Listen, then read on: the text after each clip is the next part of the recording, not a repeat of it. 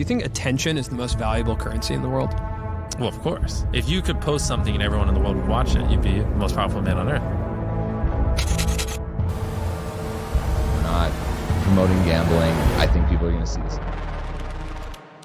MrBeast has recently been exposed in a viral video, and it's becoming a serious issue. Many people have already discussed the Tyson situation, where MrBeast's childhood friend Kris was exposed for talking to minors in very inappropriate ways and being a pedophile. However, it turns out that Jimmy also has plenty of skeletons in his closet. A recent video by DogPack404 has gone viral titled "I worked for MrBeast and he's a fraud," making some serious accusations against MrBeast. These allegations include faking his videos, promoting gambling to children, conducting illegal lotteries, rigging games and videos involving millions of dollars in prize money, which is also a crime, not giving out the prizes he promises, false advertising, exploitation, and much more. The suspicious part is that this video did not even show up in the YouTube search bar for several days, despite having 3 million views, which seems like a shadow ban. Let's dive into this video and break down these allegations, starting with the claim that MrBeast is faking videos. So if what we had to film was scripted, you know, because what we do is non-scripted, so you have to plan for a bunch of variables that you can't control, blah, blah.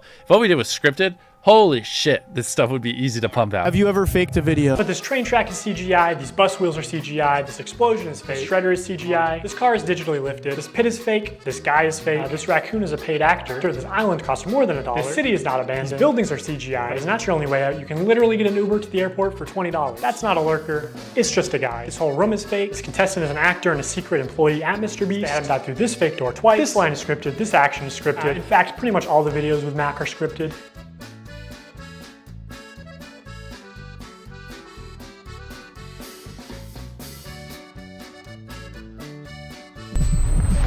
You did it! Yeah! What we did was scripted. Holy shit, this stuff would be easy to pump.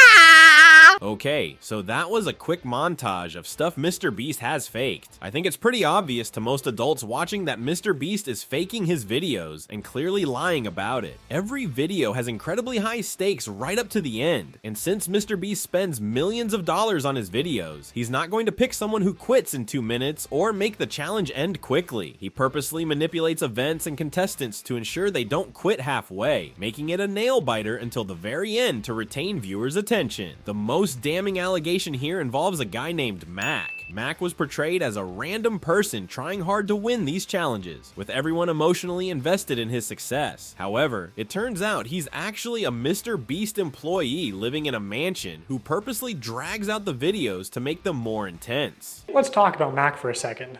We will die. Do you understand that? I found public records showing that Mac moved from California to Greenville, North Carolina, where Jimmy is located, back in August 2023, 2 months before he appeared as a contestant. According to a former MrBeast employee, this is around the time when Mac started working full-time on the editing team at MrBeast. Also, he didn't just move into any old house, he moved into a $1 million mansion. His 6,000 square foot $1 million mansion comes with a movie theater and 7 bathrooms. What are you gonna spend the $800,000 on? I mean, my life's changed now. Yeah, I'm sure that $800,000 is really gonna change your life.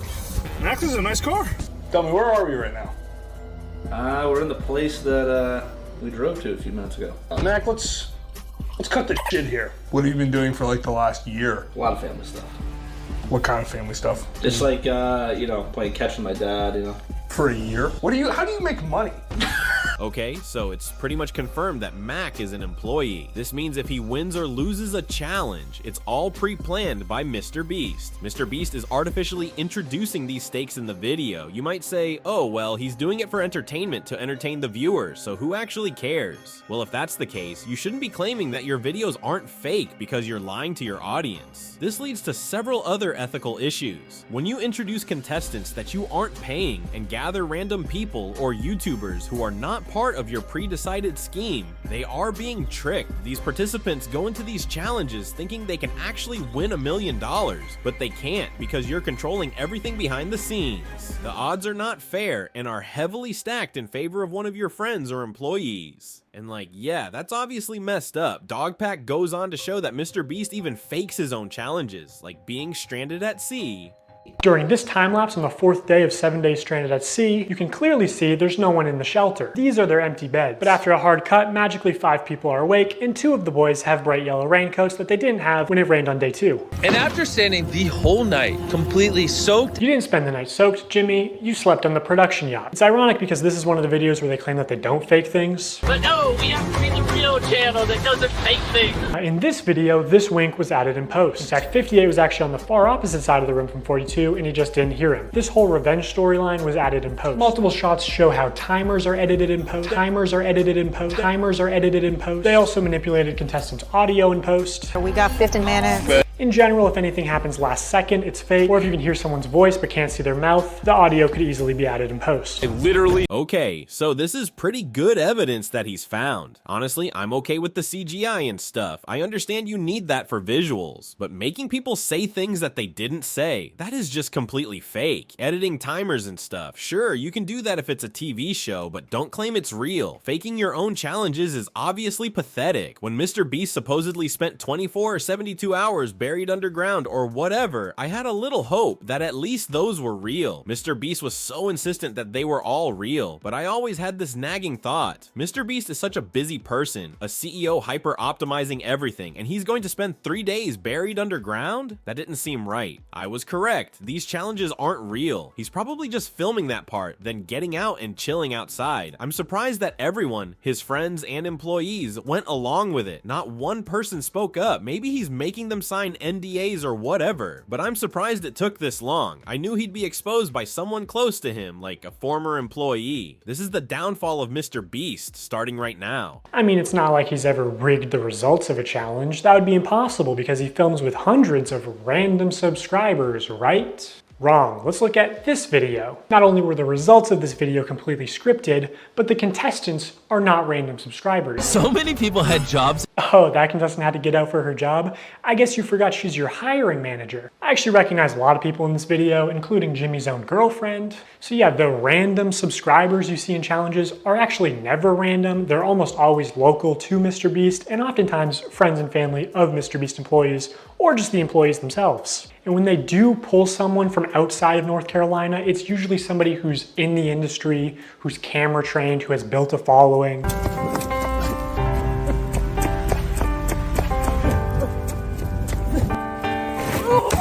And what's even worse is that the results of this video were completely scripted. According to a former MrBeast employee, it would have been a PR problem if the boys had won by a lot. And because so many of the female contestants were MrBeast employees who got out immediately, production stepped in to actually make the results of the challenge closer. You can actually see some of this happen on camera, like when Jimmy pays one of the boys $10,000 to leave, which is twice as much as the actual prize. Alright, so essentially everything is fabricated. The problem here is that this stuff is borderline illegal. Imagine if I'm one of the contestants who wasn't bought and paid for. At least one out of these 100 people has to be a real person, right? What if I'm spending 3 days and nights trying to win some money, taking a break from work or whatever, and then I get eliminated? I might think, damn, I didn't win. But then I realize after watching this video that the other 90% of the contestants are just your friends, your girlfriend, or whoever. That's incredibly unfair. They're going to win anyway, and you're scamming the legitimate people who came to win some money. That's really scummy behavior, and I have to admit, I gotta take the L here. You guys remember Rosanna Pansino? She's a YouTuber who called out MrBeast on Twitter for faking his hide and seek challenge. She said she was supposed to place maybe second in the hide and seek, and everyone was like, oh, you're being petty. Who cares? I even criticized her before, but after looking into it a bit more, she was right. If she thought she could actually win some money or thought it was legit and MrBeast is rigging the results or whatever, that's really unfair. Someone actually broke the rules of the challenge and they weren't called out, but she was eliminated. I've defended him a lot against people who criticized his charity and stuff, but there's just overwhelming evidence now that shows Jimmy is shady as hell, so I apologize. I'm sorry, Rosanna. Anyway, moving on to MrBeast's real-time activities. This is a real-time video, meaning that time elapses the same in the video as it does in real life. Now, immediately the intro is sped up, and the timer is clearly added in post, and he clearly touches the laser here, but whatever, let's assume that it's all real-time.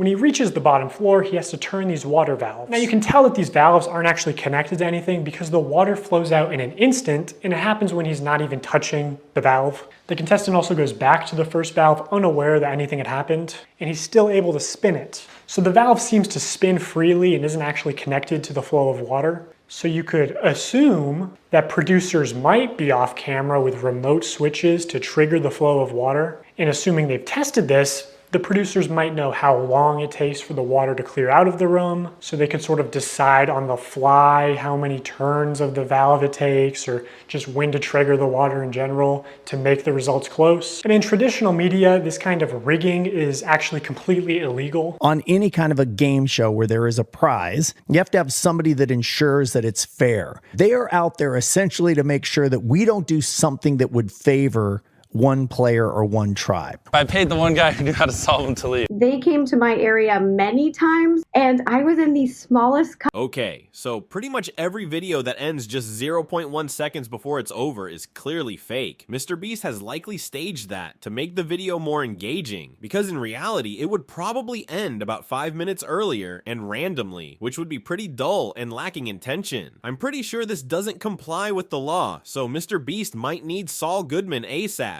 If anyone decided to sue MrBeast, they'd probably win. There's a lot of evidence supporting this from the video. Moving on to the one weak point in this guy's video, he claims that the subscribe for a cookie banner on MrBeast's channel is manipulative, which seems like a bit of a stretch. Now, as adults, we can recognize that subscribe for a cookie is a joke. It's not a real offer, but again, MrBeast's audience is primarily children who may have authorities in their life that actually use sweet treats or video game detentions as forms of reinforcement. And you aren't born understanding sarcasm. Okay, just to be fair, that point is a bit weak, but it doesn't negate all the other valid arguments in this video, despite what some people might say. This guy has made a lot of strong points here. I understand the context he's presenting because there is a significant amount of subtle manipulation, especially targeting kids with phrases like subscribe and you win $10,000, which is essentially just a lottery ticket for 7-year-olds. PewDiePie has also criticized this type of app before. Keep in mind, he's reacting to a Darman video, but it's relevant to the MrBeast video as well, which is why it's edited that way. If you guys want to win a brand new PS5, all you have to do is subscribe to my channel. I can't believe people are still doing fucking giveaways. Okay, so PewDiePie is totally spot on in saying that it's mostly a scam. The issue with these kinds of giveaways is that they're extremely shady, and it's never clear who actually gets all the stuff, nor is it properly announced. MrBeast isn't losing any money. He's making an insane profit every time he runs one of these buy my merch for a chance to win this or that deals. The amount of money from merch sales always outweighs the giveaway costs. It's kind of like gambling at a casino. The house never loses. It's rigged so that you end up losing money.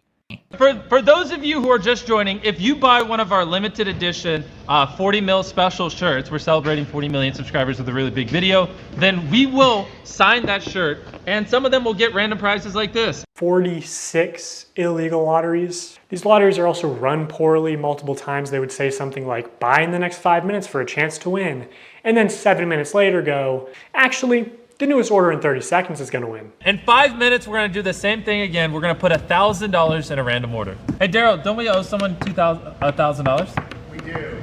Yeah, so, all right, so the newest order, in 30 seconds, we are gonna put $1,000 in your package. We're gonna break neutral. When there was just no way they were ever even close to losing money on this stream. In 5 hours, they gave away about $50,000 worth of stuff and sold over 50,000 t-shirts. Selling these t-shirts at $42 each, profit margin would be about $22. But even if they were making like $1 per shirt, they would still be fine. Also, by my estimates, only 1 in every 1,600 orders actually won a prize. And I guarantee he has real-time analytics on his laptop. He knows they make more money every time he says, oh my God, guys, we're giving away so much stuff. We're not even gonna make a profit. It's insane that he can flip these massively profitable illegal lotteries targeted towards children as an act of generosity. Honestly, the points made here are really strong. I'm honestly surprised it took this long for someone to call out MrBeast on on these issues rather than just criticizing him for charity, which seems completely misguided. This is the kind of stuff we need to address because it's slipping through the legal cracks. This is on YouTube, and a lot of what he's doing seems borderline illegal. If it were on TV or traditional media, it would be more straightforwardly problematic, but on YouTube, it's a weird gray area. So if there are any lawyers watching, it might be worth investigating when you promise the audience that the next person who buys something in 5 minutes will win $10,000 and then casually change it to the next person within 2 minutes. You're altering the rules constantly. What about someone who specifically bought after the initial 5 minutes, hoping to win some money? They've clearly been scammed. It's very loose and inconsistent, which is why it's in that legal gray zone. Anyway, the next part of the video doesn't have as strong evidence because it's mostly Reddit posts, but it's a bunch of people claiming they were scammed by MrBeast. They either didn't receive their prizes or were tricked into spending money. They only signed large t-shirts, so when they selected an order to give a prize, it was apparently always a large or extra large t-shirt. They kept saying things like buy in the next 15 minutes for a chance to win and then not honoring it. Multiple people claiming that their name was read to win a prize and they never received it. This person is still tweeting about it to this day. Reading all this really upsets me because I spent money I honestly didn't have for 5 shirts at different times during the live when they said things like buy now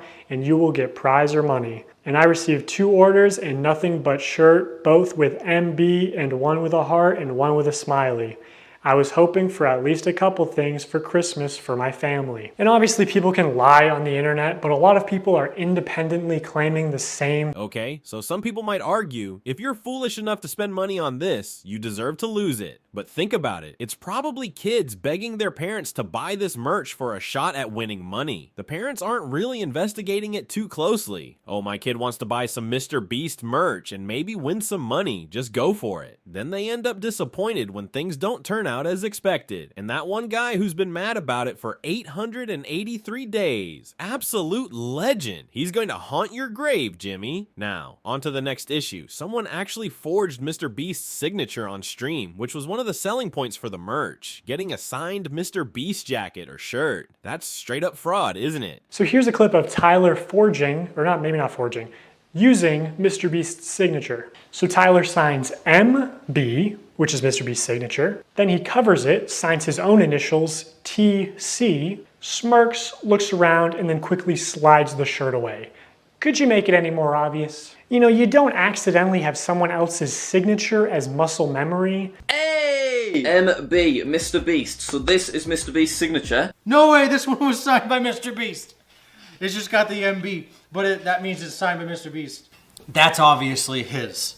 MrBeast. This is so cool. Even Tariq notices Tyler slip up and immediately looks into the camera, looks guilty, and then readjusts his body and rubs his hands together. Also, MrBeast said during the live stream that this is the last time he'd ever sign anything, and that was just... Don't worry, guys. MrBeast is just too caught up in faking videos and defending Kris Tyson to actually sign the hoodies his fans are buying. It's pretty scummy. Now, every signed MrBeast item is practically worthless because it could easily be forged by someone else. So this is a really bad look. Now, let's talk about Feastables. I remember MrBeast claiming it was a healthy chocolate bar with only 4 ingredients, but then this doofus turned it into just another diabetes-inducing chocolate loaded with sugar like every other brand. This absolutely sucks. I wanted to just make a better for you snack brand because I think a lot of the stuff out there is just terrible for you. Because obviously so much obesity and disease comes from the stuff we eat. Now in 2024, MrBeast changed the formula again to where it has mostly the same ingredients as Hershey's